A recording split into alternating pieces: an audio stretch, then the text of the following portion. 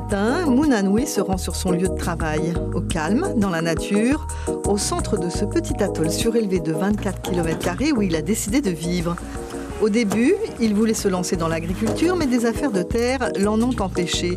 Alors il s'est dit pourquoi pas le miel, les essences de Makatea sont si riches, son pari était presque gagné d'avance.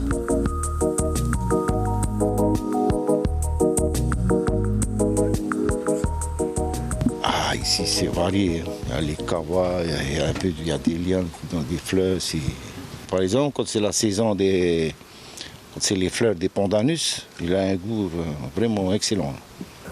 Depuis 7 ans, Mounanoui cherche des abeilles locales, indispensables et la meilleure façon de les amadouer pour obtenir un miel de qualité.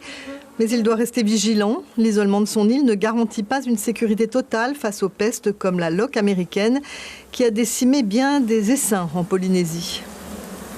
J'ai pas ça ici. Si, ça fait peur. J'essaie de surveiller aussi quand le bateau arrive. Je regarde un peu s'il n'y a pas des gens qui emmènent des ruches de l'extérieur.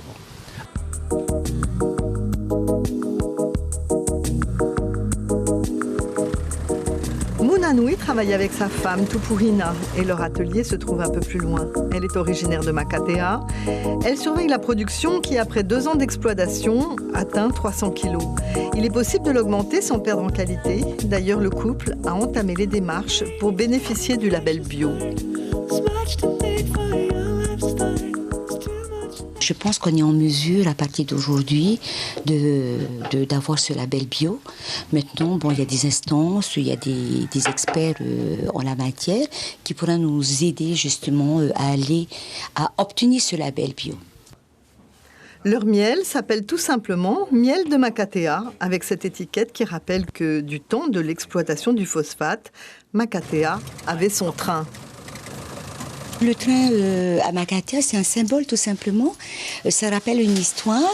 Et notre histoire aujourd'hui, c'est de passer à une autre histoire. Ce sont les petites histoires qui tissent la grande, celles qui restent dans les livres. Après des décennies d'une exploitation intense, suivie d'une période d'oubli et de repliement, Makatea s'ouvre à d'autres horizons.